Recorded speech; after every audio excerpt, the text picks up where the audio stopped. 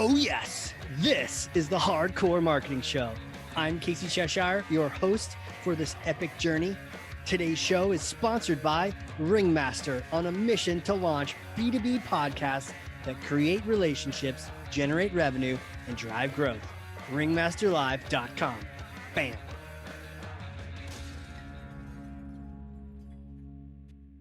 All right, here we go. I hit the button. That means we've launched this rocket and we are about to take off. I am so excited. I am at the stoked level of excitement to introduce today's guest. He is an entrepreneur, a leader, and a thought leader, an executive communications coach, a keynote speaker. In fact, he was featured in TEDx Toronto. And this guy is obsessed with helping innovators become better communicators. Love that. Author of the book Impact, has a webinar series called Living Impact, CEO and executive communications coach at Kindler and Company. Nick Kindler, welcome to the show, sir. Well, thank you, Casey. It's great to be here. Oh man, you are doing so much. There's so much. I feel like we grabbed a tornado out of the sky for just a moment. We get to ask you a bunch of questions and then off you'll go, just tearing up the neighborhood. So I'm so glad you're here. Well, what I need to do next is I need to pick this thing up. I've been working out to try to make this an easier process, but I know you're strong. So hold on. I'm about to pass it to you. Okay. Here we go. Grab that. You want to grab that? There you go. Okay. You got it? All right. Basically, I think what I just was handed was Mjolnir, which is yes, Thor's hammer. You know its name, sir. Yes. Thor's hammer has been passed to you. Take that hammer, smash for me some kind of marketing myth, bogus strategy, misconception. Set the record straight once and for all. Okay, so you know what is total bull is winging it. The power of winging it. When people say, don't worry, I'm going to wing it. It is actually one of the worst things you can do. In fact, when people say, you know what, I'm better on my feet, I'm better when I just make it up as I go along, they may be successful. They may have some success, but the reality is nothing beats planning and thinking about what you're going to do and what you're going to say. I'm going to be a little bit of a historian here and go back and share the whole concept of winging it. The term. Yeah. Like, where does this come from? Why do we think this is a thing? Yeah. So it actually comes from the theater. And in the theater, there are the wings of the stage, which are the sides of the stage. And historically, in fact, and to this day, there are people who work in the theater who are called understudies. And those are people who would really like the opportunity to be the star of the show, right? To be Hamlet. But they're sitting there waiting for the actor, the lead, to get sick. Or break their leg, or have an off day, like the flu, whatever. And so that opportunity comes and they move from the wings and out onto the stage so they can present and take on that role. It's a huge opportunity, one that they don't want to miss, and one that they've been waiting for and working on and planning. They are not making it up and hoping it goes well. They've been watching and studying and just hoping they get a chance, and then they take it. That is what we need to do when we're presenting, when we're pitching, and when we're communicating. I love that. And so it's a misnomer, because a true understudy isn't winging it. Yes, they're in the wings, but they are like obsessed, and they're studying and they're prepping and planning. You know, it's like, I guess if that understudy just came out, was like, I'm good, I'll be fine. You know, they fall flat on their face. They don't know where all the stage direction it's telling them to stand. And they stand under the cement block instead of under the right spot, and they get smashed. It's terrible. Yeah. And there are many people, and there's some who are going to be listening to this podcast that would say, you know what, though, I'm really good on my feet. I'm really good good winging it. And I would say, you likely are. There's probably you probably have some strengths that other people may not have. But imagine how good you can be if you did the winging it plus the preparation, meaning you embrace that impromptu skill that you've got. And I often look at musicians, like, so if even if it doesn't matter what kind of music, but let's just use jazz, for example. You can listen to the same song, even if it's Happy Birthday, right? Everyone knows the melody of Happy Birthday. But a really great guitarist or jazz guitarist or saxophonist or trumpet player would be able to take that same song, because they know it so well, and turn it into something unique and different and new. And only because they've done the work leading up to it. Oh yeah. That makes so much sense. And I think it's kind of like the overnight success that you worked on for 10 years, right? They've been playing guitar for, or trumpet or whatever the case may be, for years. And then, oh, they just whipped this song out of thin air. Actually, it was all the studies of chords they did in that boring classroom for years at a time. And so now you're seeing the result of it. It makes sense. Do they fall in the trap? I think I fall in this trap of you didn't prep, you pulled it off, like you got out unscathed, and you think, hey, I survived that. It almost like it reinforces, well, maybe you'll be okay next time. It's like, yeah, but how much better could you be? Well, that's it. And I think, and that's kind of where I've built my business around helping people become better at that, helping people. There's frameworks and approaches that you can take to ensure that you're not winging it, and that you're leveling up and engaging, because really you've got one chance to make an impression. And so why not make it the best impression? Why not help people understand what you stand for, what you're all about, what the work that you're doing, or the change that you're making in the world? And if people leave going, well, that was interesting, don't really fully understand it, then you've missed the mark. It's a missed opportunity. And I think, I mean, I was in this camp for a while until I had a chance. So there was an EO event where we did a little, like a EO TEDx type chat in Boston. And I hadn't ever experienced what it was like. I mean, I've done plays and theater and stuff before, but in a presentation style, I hadn't really experienced how great it can really sound if you have spent hours and hours on 7 minutes, and it really can get better. And I think it'd be helpful for people to know that there's, wherever you think your bar is, there's another bar. You could get so much better. That presentation, it was good, right? Oh, it could be great. Yeah, I mean, that it's funny. That's something that I've delivered to many groups, including EO chapters. I call it TED Talk in a Day program. Yeah. That allows people to learn the fundamentals of how to give a compelling pitch, presentation, or talk. As you mentioned in the intro, which was very nice, I wrote a book on the subject, because I did get a chance to not just work as head of programming for TEDx Toronto. I did get a chance to speak at a TEDx event, and I've been the head of programming for Singularity University Canada and faculty certifier for faculty around the world. So I have an idea of how to take these very, very bright individuals, subject matter experts, and help them transform into thought leaders. Yeah. Essentially, ... you're the guy. you're the guy to talk to. I'm glad you're here for that.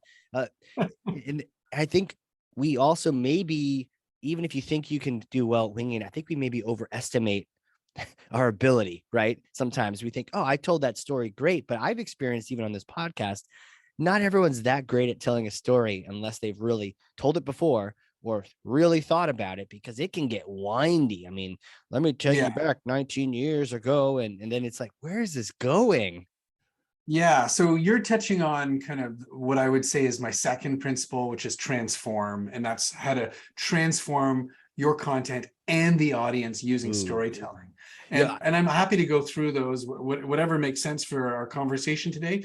But you also touched on that experience that, if I were to ask everybody listening to raise their hand if they've ever told a story and it's fallen flat, that people immediately go, hey, how about that game? Like, did anyone watch the football game or whatever it is? And just changing the subject. And you're sitting there so embarrassed or just feeling kind of uncomfortable in your skin for that moment. It's because your story was missing 5 key elements. So that's my next question, which is, it sounds like you've got a framework in the book and everything. How do I go about communicating the right way? Okay. The right way to communicate with impact, meaning to help you have the results, get the desired results that you're looking for, there are three core principles that you should be embracing. And the first is simplify. And by the way, this is not rocket science, but it can help a rocket scientist explain rocket science to all of us. So the first is simplify. The first principle is simplify. We have to simplify what we're talking about. And that sounds easier said than done because, you know, Casey, you're an expert in podcasting and marketing. I'm an expert in communications. Another listener might be an expert in robotics. It doesn't matter where your area of expertise, what you're an expert in, you're going to have a pretty deep subject matter expertise or knowledge of that expertise. So how do you weed out and filter out what's most important? So the first thing that we do is we teach how to simplify using structure. And we have tools. There's lots of tools you can use. We use the tool of the purpose practice that we've created to help you get really clear on the purpose of your communication, whether it's a pitch or a presentation or an email or a voicemail. I don't recommend leaving too many of those because people don't listen to them anymore, but that's a whole other podcast we can talk about. And then, so that's the first thing. Well, hold on real quick. I've experienced not doing the first one. Okay. And, you know, and I would present on marketing automation, and I just, you know, I knew everything about it, dedicated a decade of life to it. And I thought that my score in the presentation, this has been in front of a lot of people or whatnot, was how many words I could get out, or just how many thoughts or how many takeaways I could get out in that 15, 20, 45-minute session. And I probably just drowned everyone because I was just like micro machine, rapid fire. You got to know this, you got to know this. I'm trying to explain rocket science to people.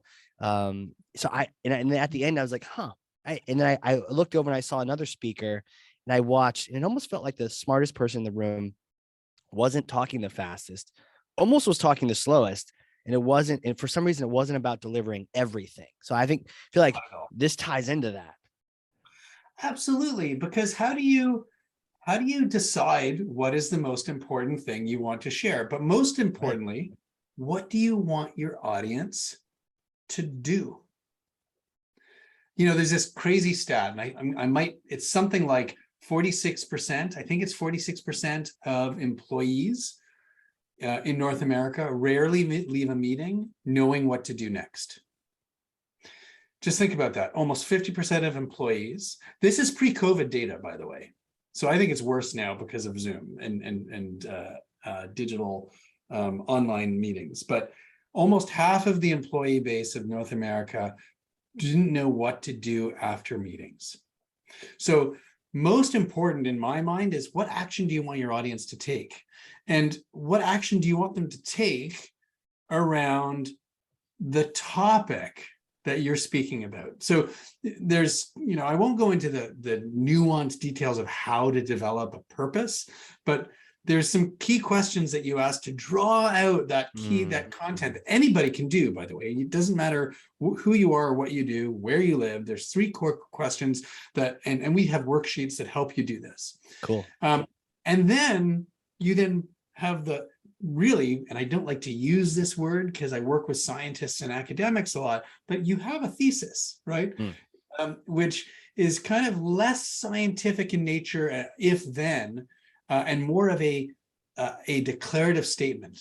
This is what I want to talk to you about and why, and the change that we can create if we do these things. It's kind of very, very simple, yet often hard to articulate. It makes total sense, right? Because I mean, how many times have I planned a webinar about a general topic and I didn't do this, and then I even felt as I was creating as rambly. It's like, where am I going? Like, I can't just, is my goal just to sort of impact 30 slides of information? Is that the actual goal? Why am I here? Right. So I can see how just a little bit of forethought makes it so much clearer. And especially if I even stated up front, like, this is what we're doing here, guys. This is why we're doing it. If we haven't done this by the end, we failed. Let's try. Exactly. Yeah. Exactly. Wow. Today, I want to walk you through marketing automation tools, the 3 things that you need to do, A, B, and C, in order to have a successfully self-sufficient marketing process. Love But that. like, I just made that up. I don't know if that was kind of what you were talking about earlier, but and it Perfect. could be Yeah. about anything. But that's the starting point, Casey, and it works. The reason why it's a starting point is it feeds into the next part of that principle of simplify, which is getting the essential messages out, getting now the facts and statistics that support those essential messages. And this is going to sound kind of repetitious, but what is the key thing you want people to remember that you just told them? I'll say that again. What's the key thing that you want people to remember that you just told them? There's a saying in communications that you may be familiar with, especially because you're a marketer. Tell them again, and tell them what you told them. And the communication canvas that we use really does take advantage of that adage. It drives it home because people need to hear things more than once. I'm not saying repeat all the time. We can talk about repetition later, but it does help drive home the key importance of key messages that you're driving and sharing.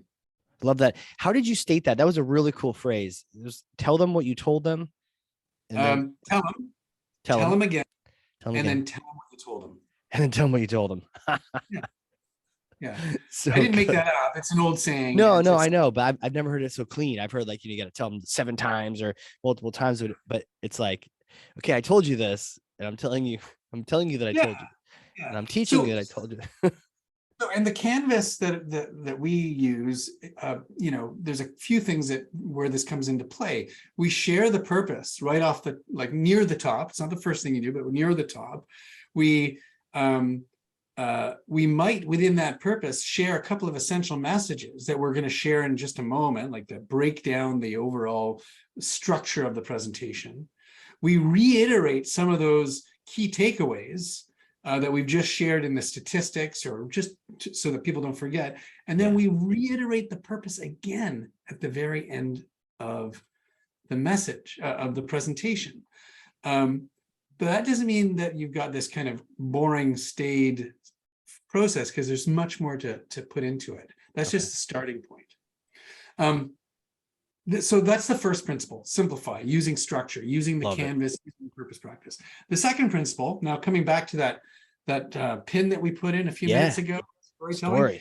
Second principle, I call it transform, or transform with story. And as I said a few minutes ago, you're transforming the audience using stories, and you're elevating or transforming your structure, that simplified structure that you've created, using storytelling. So you're elevating it.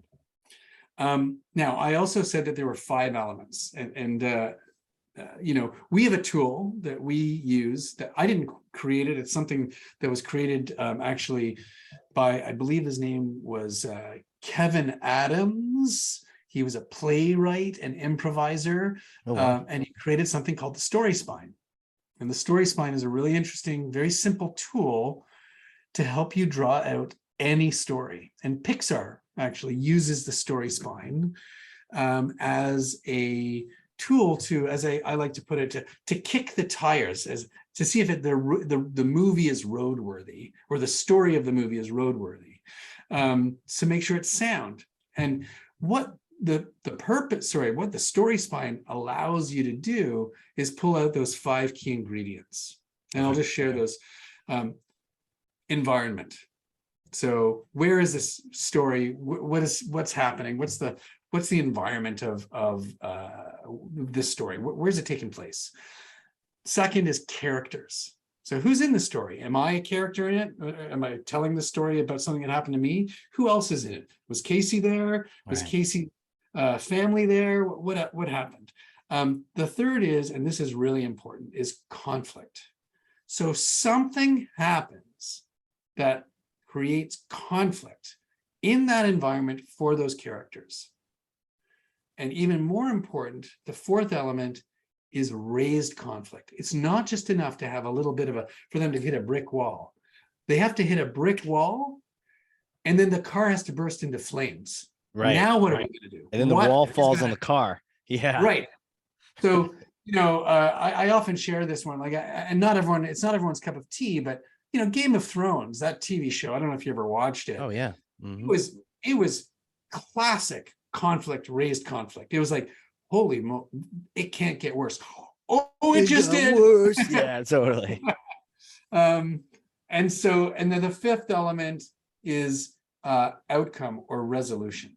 So, and that's good or bad, right? It's the happy ending or the sad ending. Like it doesn't matter, but there's some sort of resolution, some sort of learning as well that came from that. So those 5 elements: environment, characters, conflict, raised conflict, and outcome. Those are the ingredients of a successful story. And I like to keep it simple. Like storytelling, although there's so many different models we can look at, and I do explore those in my book and in my program. I like to use the story spine and these 5 elements because it's accessible, and I think we want to save people from telling bad stories. If we ever fell flat, if you go back and if you listen to a recording of yourself telling that story, you probably left one of these things out. And maybe you left out conflict. Hey, my friends and I, we were in the park, and then we left the park. Okay, Casey. Yeah. All right. You know what, Casey, you bring up actually, or you remind me of an interesting point, which is, there's a difference between, and this is something that I've learned by kind of encouraging subject matter experts to embrace storytelling. So just think for a moment, or if you can put in perspective that I'm helping dermatologists and ophthalmologists. I'm also working with AI and roboticists and experts who are not comfortable telling stories, especially if they're personal stories, because that's just not the way it's done in their industry, or in how they were trained or whatever. There's lots of reasons, but so they'll often slowly start to try and tell stories. And what I'll hear is an anecdote.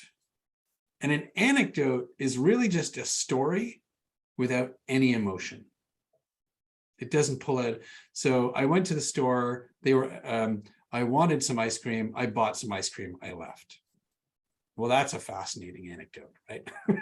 Now, if you use the 5, but no emotion, is the emotion the critical, or do you need the 5 as well? Because like I went to the store, the store exploded.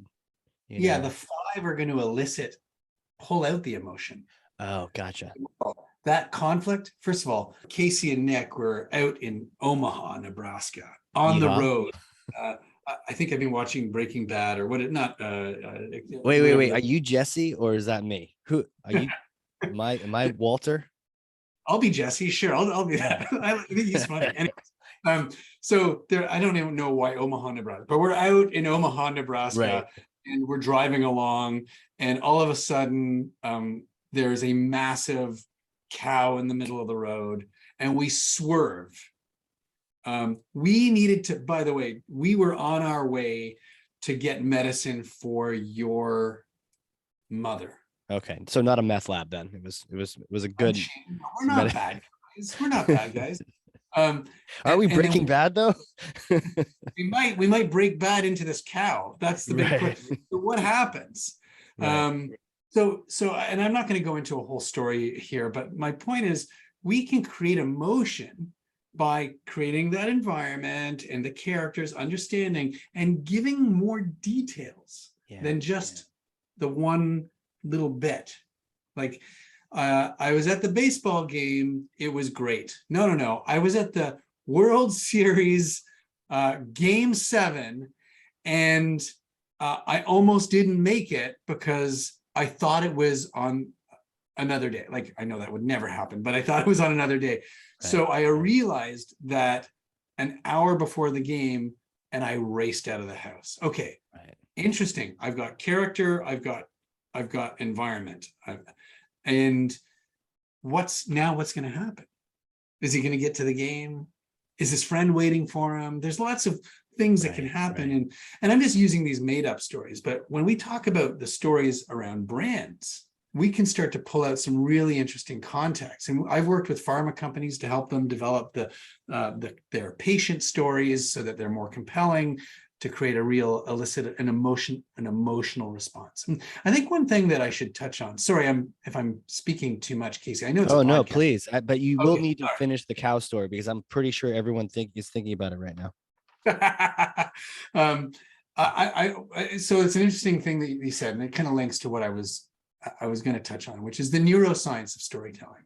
And there's a reason why it's such an important second principle, transform, is that when we tell stories, when we also use emotional language, it has an impact on the human brain. And there's actual data that suggests that when subjects in a lab, when they heard language like he had rough, leathery hands, or she had a velvet singing voice, it activated the sensory cortex. But when equivalent language was used, like he had nice hands, or sorry, he had rough hands and she had a nice singing voice, it did not activate the sensory cortex. So and the sensory cortex is the area of the brain that perceives texture through touch. So just think about that. My words can activate the area of the brain that is perceiving texture, that's perceiving touch. And there's all kinds of things that happen when we tell stories, right? The story has a happy ending, and our brains release dopamine, which makes us feel more optimistic. When there's a tense moment, serotonin is released, which helps us focus. These are things like when you think about stories, they're secret tools that you can use to engage your audience in a way that they haven't been engaged with. So especially in this virtual format.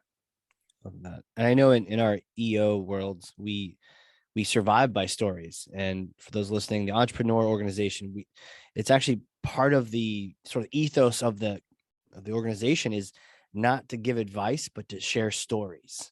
And I feel like there's always something about that, right? It cuts out politics, it cuts out ego. It's just, this is what happened. And don't we remember stories way more than anything, right? You give me a list of 50 things and I don't remember them, but if you tell me that story about the cow, I still have no idea what happens to you and me in the car. We could make it up, man. Casey, it's up to you. Finish the story.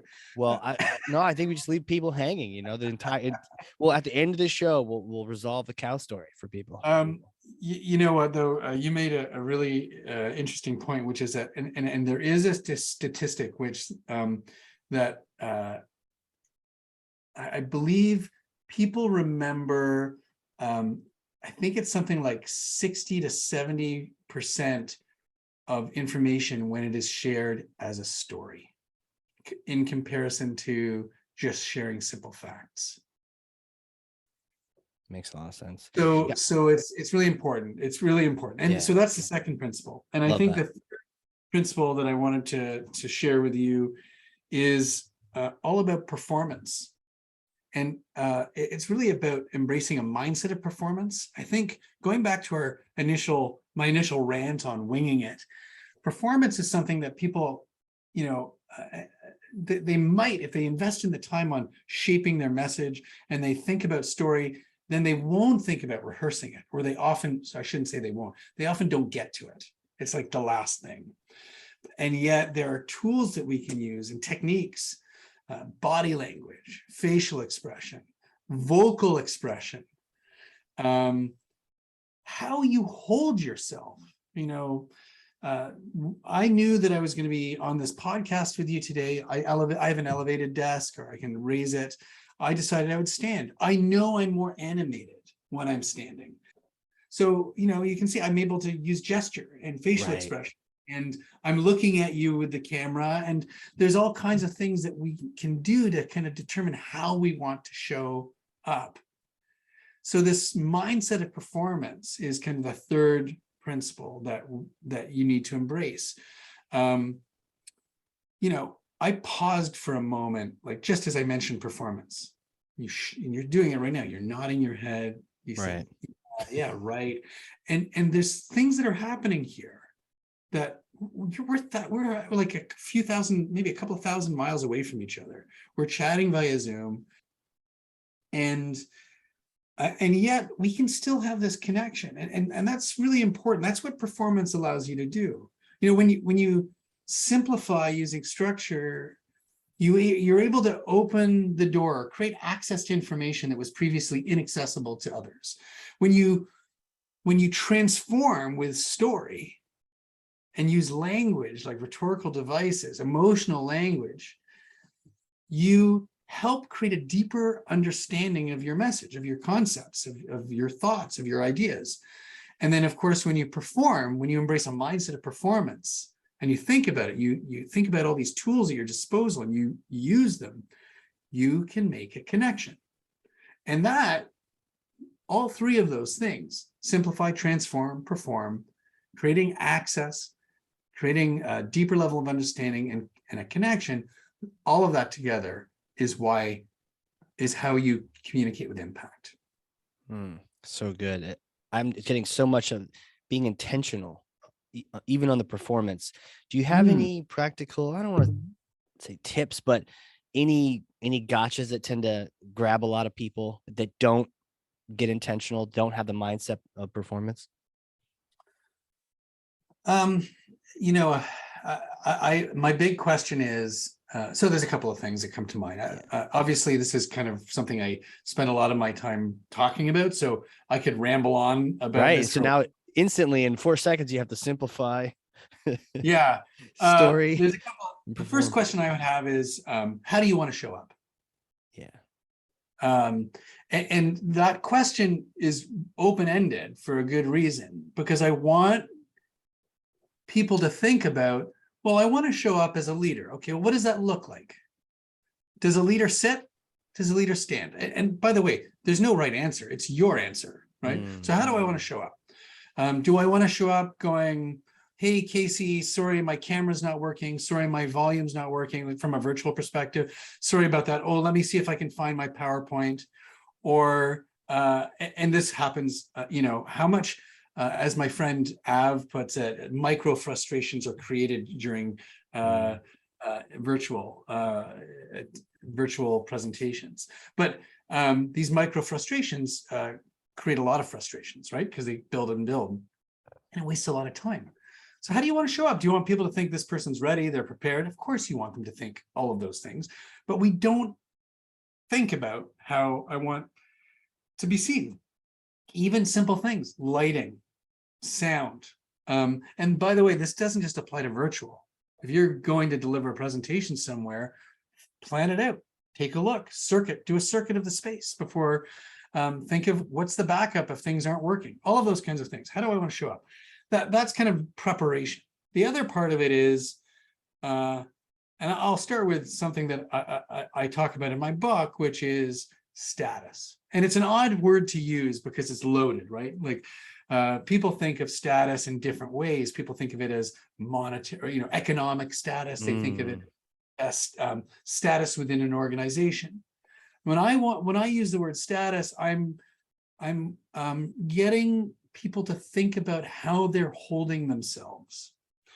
And if we look at status as a scale, 1 to 0, 1 to 10, that's an odd scale, 1 to 10, 1 being low status shows, and I'm kind of visualizing it here, slumped shoulders, no eye contact, closer to the ground. And we see it, the body language shows, and we may not even recognize that we have these physical attributes at the time. Higher status, and I'm not saying you need to be a 10, but it's chin up, eye contact. Usually arms are wide and open. Your legs are kind of shoulder width apart. You've got a very confident stance, right? So there's you're not moving around a lot, right? You're not jumping around on your legs, and you're not shuffling. You're not dancing moving around the whole stage. Because as soon as I start to do that, it starts to lower my status, right? It starts to change your impression of me. Why is he doing that? Why is he doing that? It's hard to follow. But these are nervous habits, right? People, Yeah. people have the shake, the leg shake, right? Let's just, even for those that are listening, I'm shaking my right knee up and down, which is kind of a typical nervous habit that we see people on panels or in interviews. There is, and look what's happening. I'm literally shaking my body. Like Yeah. all I'm doing is moving my knee. So it has an impression. So I ask people, how do they want to show up first and foremost, but then what status do you want to show? That's why I use the scale. You may not want to be a 10. In fact, you likely don't want to be a 10, but you probably don't want to be a 5 or a 6. Yeah. Maybe a sexy You 8. a sexy 8. But that is the question, right? Like, because we don't know, Casey, we don't know what status we're showing up as until we look in the mirror or look in the camera. And we actually won't even think about it until we ask ourselves, is this the status I want to show up as? Is there something primal about people acting a lower status to try to defend themselves? Or I've heard people say, oh, I'm nervous at the beginning of the presentation. And I've always heard this, not necessarily a good thing to do, but like they're trying to convey a lower status. I don't know, to get sympathy or something. I've seen this happen where people, they'd like to maybe be less than themselves just to protect themselves.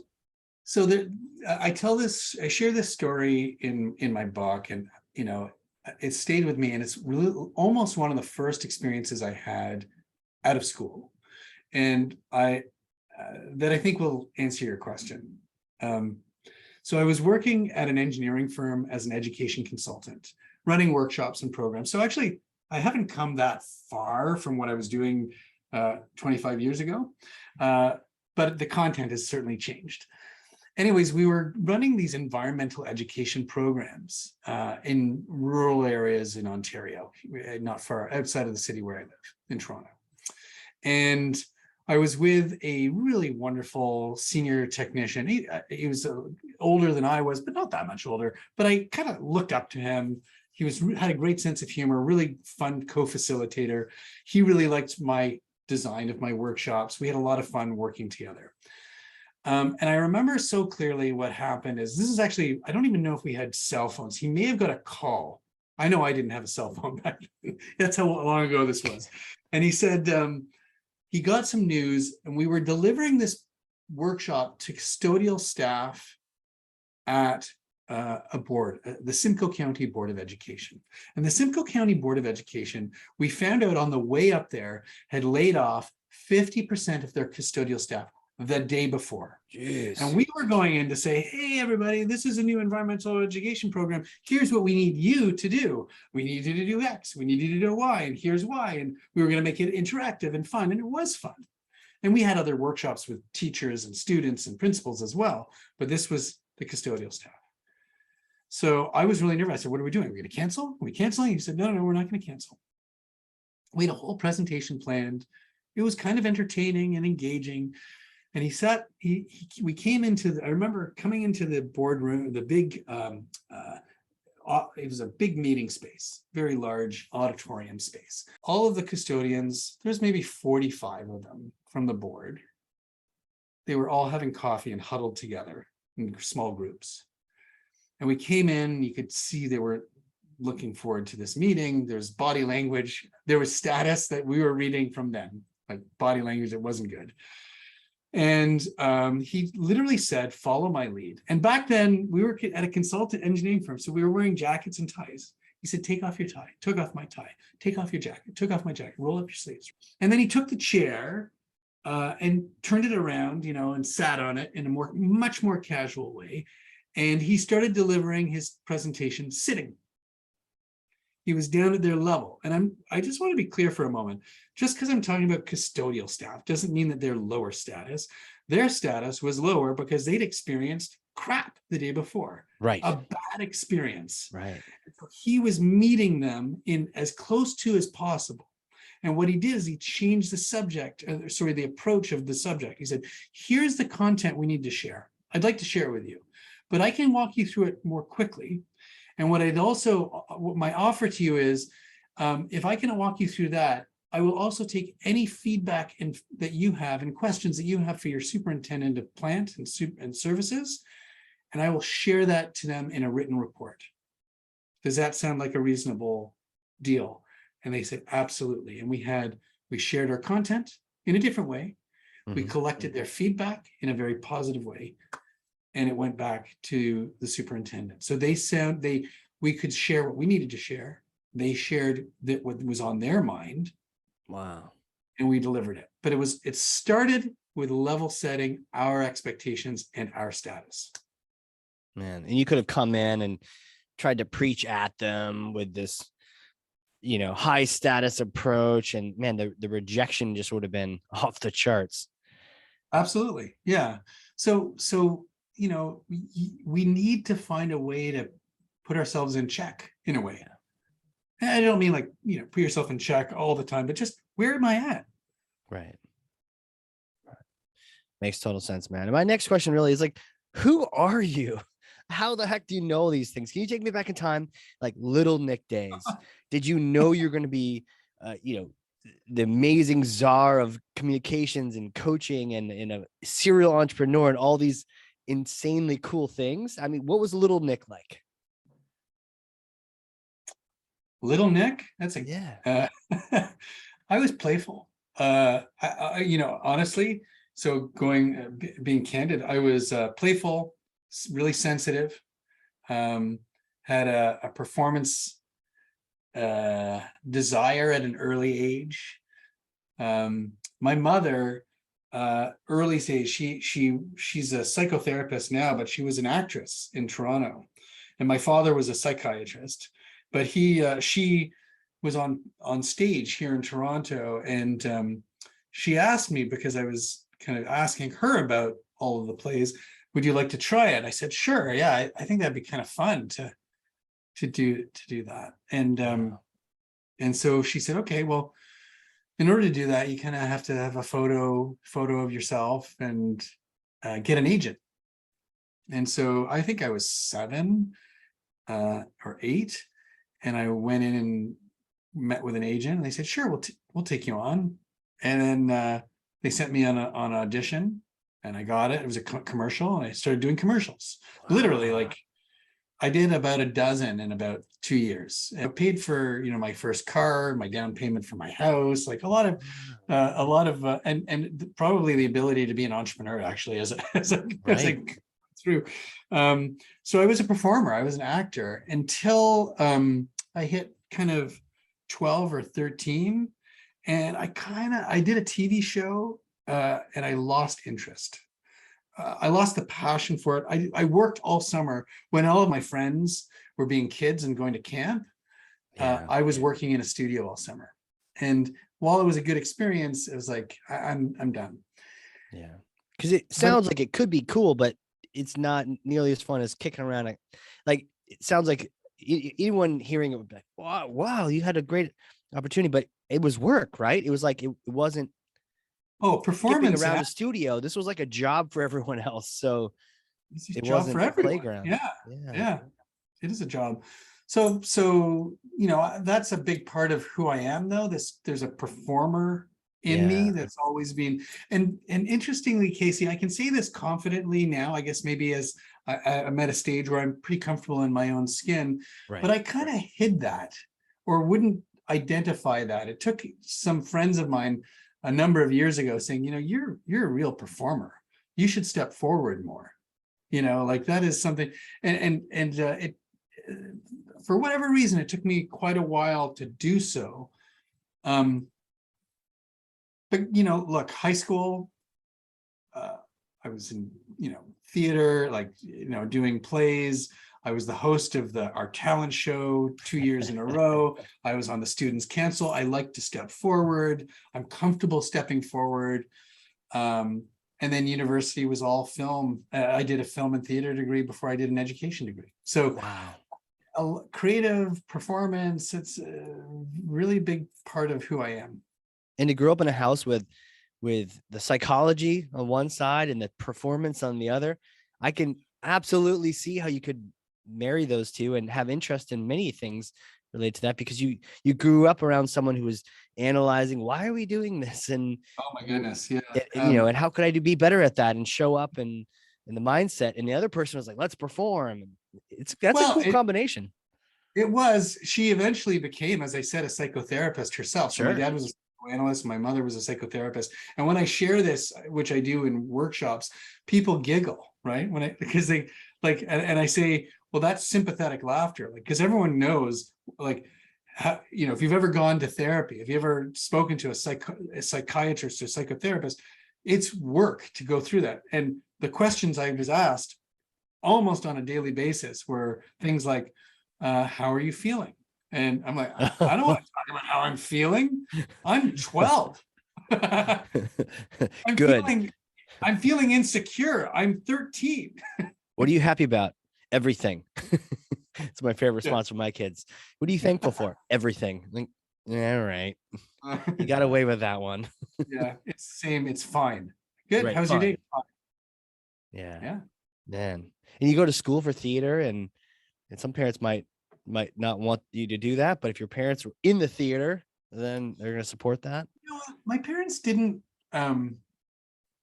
My dad was a doctor, right? And I thought, he died about 7 years ago, and I was very, very close with him. And I haven't really thought about it until now, but he never had any judgment around what I was pursuing, as long as I was interested in it and I could be self-sufficient. And it's not even that. He wasn't like, you better be self-sufficient.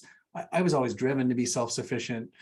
And, he just saw, and I think he knows, and I think we all know this, what you love will bring you what you need. Like, if you love what you do, it'll give you what you need. And I know that sounds kind of like perhaps flaky. I don't know. I believe people see right through you if you don't love what you do. I love what you love will bring you what you need. That is so powerful. And so he loved psychiatry and helping patients right to almost the day he died. He was treating people. And ironically or coincidentally, I love helping people. Like, if somebody out there listens to this podcast and wants my help, and I can help them, and I can see how I can help them. First of all, I'm not going to try and do brain surgery. That's not my area of expertise. But if I can help them get clearer, that's so rewarding. It's so rewarding. Yeah. So I love it. And I think, in a way, you're right. Like, there's a synthesis of analytics or analysis, I guess, thinking things through, problem solving, asking good questions to pull out the right information. And there's a sense of being on and performance. Yeah. Not when I'm coaching per se. I mean, I'm always thinking, but being able to connect with people, that's kind of that performance side of things. Yeah, I'm with you on the connection. There's something about it. Even for me, podcasting has, a list of 30 different things that benefits, great for sales calls and all that. But just for me, it comes down to connection, having a conversation, but it's more than a conversation, even if it's virtual like this. I've said before that I think conversation is the ultimate form of engagement. And I think that people forget that. Like, people talk about, how do we engage with our staff? How do we engage with my customers? And you know this because you've built a business around it. Right. But have a conversation. Yeah, the answer is not like, oh, that app over there that will help you engage with a mystical, magical power. It's like, just talk to them, man. Teach people to have better conversations. Learn how to have better conversations. Don't be afraid to ask questions. Don't be afraid to ask questions that may make you sound like you don't know what you're talking about. Yeah. I don't know anything about podcasting, really. I mean, I know a little bit. I've interviewed people, but I'm not an expert like you. I got tons of questions for you that people would go, well, of course you do that. Yeah, you got to ask, right? Yeah. I love that caveman approach, right? I think I've heard, Rogan say this. When you just call out ahead of time, look, I'm an idiot. So whatever I ask you, assume, Yeah. but it ends up being like you're actually not an idiot but by saying that, you're just saying, look, I am letting everyone know that I know I'm not the smartest person in the room and I'm excited to learn. And it just kind of sets that mind in a great spot. Absolutely. Yeah. Agree 100%. To Yeah. your point about connection, I think there's something about the performative side of a podcast helps with the connection. I think there's something about the accountability of other people watching or listening, because I see us being bad at conversation in the free world, right? You were at dinner with our kids and they've got an iPad in front of them, and husband and wife are on their phones, and it's like we're not actually conversating here. It's not actually happening. But there's something about, if we're looking at each other, it's like we're on a stage and neither of us can check our email, because if we do and someone asks a question and we don't know the answer, that's like public embarrassment more than not checking the email. So there's like a Yeah. natural kick to the conversation, because I am like literally in this conversation and there's like no distraction. Yeah. I mean, let's talk about that for a second. Yeah. Let's unpack this conversation. I Yeah, mean, please. although we could talk about your kids and iPads, and I could roll my eyes, not I'm not rolling my eyes at your Oh, kids, and but we're I'm not rolling on the them. iPads for sure. All joking aside, like Yeah. I think that this conversation we're having, like I'm really enjoying it. I mean, Great. I've chatted with you a Me few too. times now, and I think it's okay to kind of roll back the curtain and say, well, our second conversation was you walking me through what you'd like to talk about. Right. So there's no winging it here. Although there's some improvisational, and you're like, oh, I have Right. some other things I want to ask, and that are fine. I know where you're going, and I know Right. your values. I know what you stand for. You know my values and what I stand for. So we're coming together as colleagues, as friends, as equals to have a conversation. Yeah. I mean, you're trying to, position me as an expert, and which is very nice of you to. What did you call me? The czar of something, which Czar is of fun. communication. Communication. It's hilarious. But the point is, like, I'm happy to share my insights and my learning. But we're equals, right? You've got expertise, Sure. I've got expertise. And so the conversation is give and take. Yeah. You're adding, I'm adding. Oh, that's interesting. And that's and the only thing that's missing to make it even better is if I were just to disagree with you at one point. A little bit of conflict makes things a little more light, right? More interesting. Conflict. That's what we're missing here at this beautiful conversation. Maybe just by saying it, Casey, I've said it, like, can we have a little conflict, please? Like, I agree with you, you agree with me. What about, come on, Nick, that's bull. And how do I add that in there? It's a great point for a story, having the conflict. Yeah. But in terms of the communication, I don't know where I'm going with that, but I actually do. I remember sometimes the best, what's that? Oh, Death by Meeting. This book, Death by Meeting. Oh, Lencioni. Yeah. So it's a great book. It's a little fable on leadership. But the reason I share it is they so aptly position conflict as a vital element of a meeting. And so, all joking aside around conflict, a great panel or even a great podcast would be, it's not that we have to disagree violently. It's like, here's a counter perspective. Story doesn't matter. What do you think of that? Well, and it might be a little more challenging, like to challenge a person respectfully. But I'm not saying to you blindside people. That's not my intention here. No, it's a great point. I think it definitely deserves some more thought to it. But two points. One, back to you. We did prep for this, right? And I think part of the prep is that I tell you, I mean, not all the questions, but there are milestone questions. And I tell you, here's what they are, right? And then I actually do that later. And I think there's a core thing I've learned in relationships about trust is if you say you're going to do something and then you actually do it, man, that's a great foundation for trust. And not doing that is a great foundation for losing trust from someone. So I feel like there's a thing that happens when I say I'm going to ask you these questions, and then I ask them, and you feel prepared and like, right, yes, I've thought this through. I'm not surprised. I'm not, panicked. You're like, he said he's going to do that, and he's actually doing that. Cool. Right. But then there's also a moment that happens later on. I feel like even right about now, how we're getting to something where, to your point, we're exploring something, but we're exploring a concept that maybe neither of us knows the answer. It's almost like we've gotten to being peers. You've shared your insights, and now I'm just like, well, what about this? And you're like, I don't know. And like, here's my experience. I feel like that's also a kind of magic that can happen where neither of us know. Yeah, and that right there, I'm gonna go like, I don't know, maybe too deep here, and that's part of the problem with larger organizations. Some of them. I don't want to paint every large organization with the same brush. The magic of change and innovation happens when people get a chance to just talk things through without rigidity and forced outcome. Like in a perfect world, there will be an outcome. But some of the best things that come out of sharing and insights and conversation are like, oh, that's a neat idea. I'm going to try that.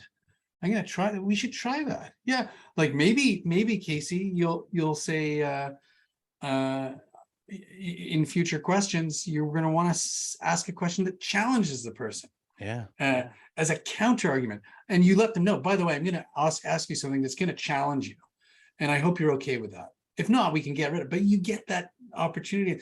I'm saying, by the way, I'm just using that as a silly example of, no, it's cool. Chatted about it, and now maybe that's something you can apply. And for me, there's lots of things that I'm learning from you as we're having a conversation about podcasting that I'm going to apply to my Living Impact webinar. So that's the beauty of conversation. Loose conversation can create real tangible results. 100%. And I wrote down, that's like another one of those soundbite and powerful quotes. The idea of the magic of change happens when we talk without a forced outcome. Brilliant. That's why we have those shower experiences, right? Shower / run / doing something. And then our brain is like, what about this? Because all we're supposed to do is make sure we don't smell at the end of the shower. Like, it's a very low bar to hit. So our brain's like, I got this. I don't even need to think about this. Meanwhile, let me go think about that project you're working on and let you know an idea I have, So that is kind of magic. The only challenge is, did I shave? Oh yeah, no, I did. Like, you're so deep in thought. You're like, did I shave? Oh yeah, I did.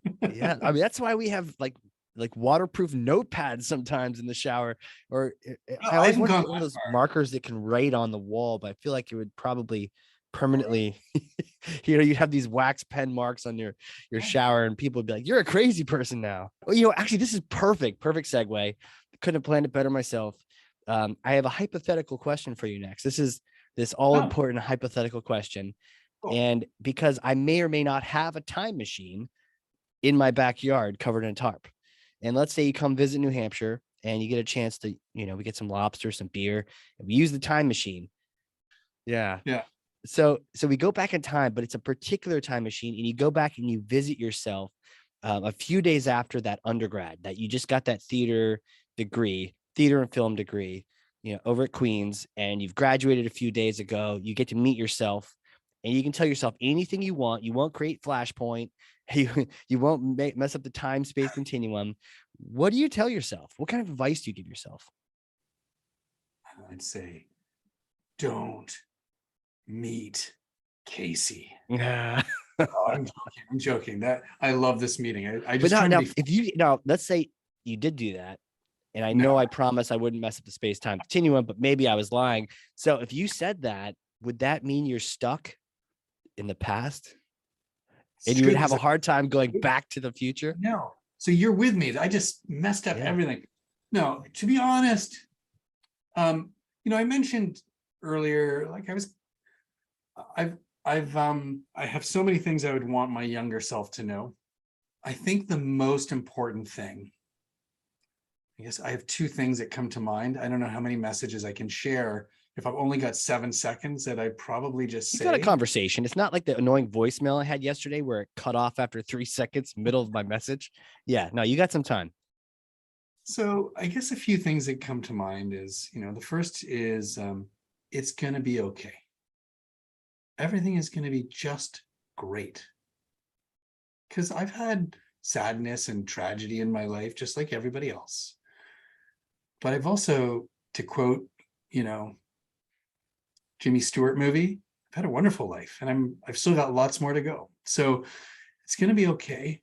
I think the other thing I would say is, this is going to sound kind of odd, but you're enough. You are enough to be who you are. I wish I'd known I was enough earlier. But that only comes with wisdom in a way. Like, it comes with the experience of work and time. That's wisdom. And but I would say you're enough. Like, you have everything you need, and you yourself are enough. The only other thing I would say is, I feel like this is a big ad for Entrepreneurs Organization. Hey. Join EO as soon as you can. I wish I joined it 15 years ago. I've only been a member for 3+ years now, and it's been transformational for me. I think I would still have, or I might still have a couple of businesses that I kind of went, I'm done with that, and I'll start over here. Every step I took has taken me to where I need to be, so I'm happy. Right. But I would say to myself, don't be ashamed to ask for help. Like, you don't need to know it all and figure it out on your own. There are people out there that can and will help you. And that just as much as you enjoy helping people, they enjoy helping people, and you can Yeah. give them an opportunity to feel that same joy by helping you. Yeah. Yeah. So I think that's what it is. It'd be nothing to do with like put X amount of money on the Blue Jays in 92. It wouldn't be that. It would be, you're enough. You don't need to be anything more than who you are. I wish, and I wish that for other people too, like, be comfortable in your skin younger. It helps you succeed, Yeah, sooner, right? And I guess the funny twist to that question is, would you listen to you? Probably not. You're like smacking yourself around. Listen, man. Like, what are you talking about, old man? Yeah. No, I would. I would. I think I'm a pretty coachable individual. Yeah. I think that, like any of us, I have learned over the years, and I've more recently learned to shut it down, negative self-talk. And it doesn't serve. It just doesn't serve. Gratitude serves. Yeah. I found that gratitude can really break you out of almost any kind of mode, feeling really, really bumming. And then you just think, well, yeah, but I'm really thankful for this. And you're like, yeah, you're right. Yeah, there's an interesting book, that I read not long ago called The Tools. And one of the things that, there's 5 tools. I won't go into all of them, but it's called Grateful Flow. And when you're feeling, in this kind of negative state, you can start by listing off the things that you're grateful for. And you don't use the same items each time, and do it for about 30 seconds. Your mindset will change. I start my day with a journal. I learned from other EOers and other leaders that, people use gratitude and journals to help them start their day. I did it years and years ago, and then I stopped, but it's been now a behavior that I built into my day. Every morning before I pick up anything else, I write for about 20 minutes in the journal, and I start with 3 things I'm grateful for. Tomorrow morning, I might say, number 1, had an amazing conversation with Casey and was thrilled to be, a guest on his podcast. Like, what an amazing experience that was. Number 2, my dog visited me when I woke up this morning. What an amazing thing, right? These are little things. It doesn't have to be a big thing. And it just starts my day off in the right way. And then I write whatever's on my mind. flow stream of consciousness. Sometimes it's absolute gobbledygook, but it gets the junk out. Yeah. I had a chance to look back at some of that journaling that I've done in the past, especially when it was during tougher times, when things aren't going right. And I was filled with so much compassion and empathy for that other person. It was me writing it, but didn't have the knowledge of what would happen the next 4 months, or that it would be okay. And is just sort of writing these things and is worried about this thing and worried about that thing. And now looking back, hey, it's okay. Eventually it all worked its way out, to your point. But there's something special about, listening to myself back then, and just knowing that I just didn't know what I know now, even a few months ago, yet let alone years ago, just didn't quite have that knowledge yet, but he'll get there. Yeah. Yeah. Amazing. Yeah. I think we get stuck, and especially entrepreneurs, like it's the weight of the world, it's there. And we're like used to rejection. We're used to, sadly, we also get used to accolades, like, oh my gosh, how amazing is that? And we start to identify I'm going on a bit of a tangent here, but we start to identify ourselves as the business. And so therefore revenue and profits are up, I'm up. Revenue and profits are down, I'm down. It's a dangerous game. Yeah. It's hard. It's hard to separate yourself from that. Yeah. It's either your baby or it's you. And you're right. Performance up or down, or things happen, and then it's you. So tough to snap yourself out of that. But I bet you can start with a little bit of gratitude. You get to do this journey. You get to do this adventure, highs and lows. You get to ride the roller coaster. You could be just sitting in the duck boat, but instead we're in the paddle boat, but now you're on a raging roller coaster. I don't know if that's grateful. I don't know if I want to be on a roller coaster. I don't know either. I get a little old for roller coasters, to be honest. I'll still go skydiving though. Do you skydive? Yeah. Oh, cool. Yeah, I've never done that. It terrifies me. I like, and yet it's one of those things I would go, should I do that just to get over that thing? Yeah. Yeah. I've actually found it to be pretty safe, calculated risk compared to a lot of other things you do. I have a whole thing on it, but like, you have backup parachutes, right? You have 2 parachutes. You have an instructor with you who's trained, and all the stuff. How many times have you jumped? The number gets a little blurry because I've got a little older. It's about 31 or 32 times. Holy moly, that's amazing. It's all relative though. There are people with hundreds. They're like plus or minus a couple hundred. They're not sure how many up there. And is it an addiction? Like, not, I don't mean that in a negative way. Is it like you did it and you're like, I have to do that again? Like, is that why you've done it 30 times, or? In a way, it's also like a challenge. I really like challenges, and it still makes me scared, especially if I haven't done it in a while. It's been like first time in a couple of years. Then you're just like, man, this is really kind of scary. And then after you're done though, the exhilaration. I remember I hadn't jumped in a while. I was all nervous on the plane, and we have this thing where we're all giving each other high fives or sort of fist bumps, on the plane before we jump out.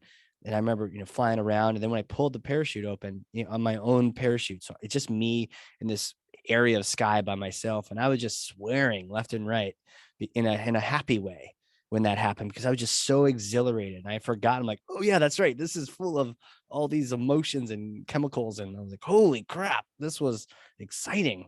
So it definitely has a kick to it, but also just reminds you that you don't have to be afraid of things like that. Oh, interesting. Yeah, you should definitely try it. Hey, come on down. Time machine, lobster, beer, skydiving. So much to offer. Well, definitely next time I'm down there, I'll be coming down to knock on your door for sure. You've also got indoor skydiving up there in Toronto as well. Yes, we do. Down here. Have you done that? No, not yet. No, it's on my, like, I could do that. Doesn't scare me. Cool. Well, it feels the same. The skydiving, outdoor, indoor, it all feels the same, which is crazy. So anyways, man, hey, where can people connect with you if they want to reach out, get some coaching on communication? They want to get the book, all the things, throw out the links, the social platforms, all that. Sure. Well, first and foremost, my company is Kindler and Company. And so you can go to kindlerandcompany.com. That's KINDLERANDCOMPANY.com. And if you want a copy of the book, it's on all the major online, but you can also go to impactbook.ca, and it gives you the links to your local online bookseller, and there's videos as well. And if you're looking for information, if you want to connect with me, as I said, I love to help people. You can reach out to me at nick@kindlerandcompany.com. Love that. Who's the best person to work with you and your company? Is there a sweet spot? Is it the CEO? Is it executive suite? Anyone? Is there a certain type of person? So often it's senior leaders who are challenged with some sort of big new opportunity. And communication, I think we all know this, is kind of like the fundamental building block of leadership. And so if they're feeling that their expertise is there, but their communication is lacking, or if you've got a team member that you're thinking, how do I help them along? So we do programs for individuals around the world that they can join virtually as a cohort, and they're really fun, really engaging, and you leave with all these skills and embracing these principles that we talked about today. But if you're a senior leader and you're looking for some kind of one-on-one, we do some executive thought leadership one-on-one coaching as well. And then finally, if you're looking for groups, and we do keynotes and workshops and multi-day programs, all custom to your organization. And I'm happy to chat with anybody that's interested in helping their leaders, their innovators, become better communicators.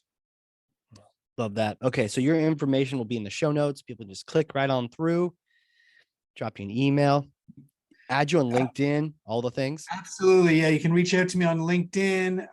And finally, I would say, if you are an emerging leader and you're interested in upping your game, we have our next, I'm not sure when this is coming out, but our next cohort of our Impact Accelerator launches in September. So it's about 5 weeks from now. We're in August right now. So if you're interested, send me an email, nick@kindlerandcompany.com. I can easily point you in the right direction and share more information. 100%. And if you don't know if you're an emerging leader or not, you are, simply by asking that question. And that's how you one day become one. And people often say, I'm not an innovation. And I would say, are you responsible for creating change within your products, your services, your customers, or your company? Are you coming up with ideas that can help move your company forward? Then you are in innovation. You just haven't used that to define yourself. Yeah, amen. That is fantastic. Nick, dude, this was so much more fun than I even imagined it would be. I knew we'd have a great convo, but the fact that I've learned about simplifying and boiling it down and transforming with story and what makes a good story and what makes it can fall flat and the performance mindset. I'm so blessed that I've been able to sit down and just learn from you here today. So thank you for coming on here. My pleasure. Thanks for having me, Casey. Loved every minute. 100%. And for those listening, if you learned something, and I freaking know you did, because I literally have 2 pages of notes over here. I literally ran out of space on this piece of paper as per tradition. I only have 1 piece, so I have to get it all. Yeah, no more space left. I know you learned something. So share this podcast with someone else. That's how you show thought leadership. Get this to one other person, another person you're working with, your boss, the people on your team. This is something we can all benefit from, especially in marketing, especially in sales. We need to communicate. This is the way to do it. Nick, you're the man. Thank you again for being on here. My pleasure. Thanks, Casey. Good chatting with you. All right, everyone. This has been another really, really cool, informative, exciting episode of the Hardcore Marketing Show. We will see you all next time.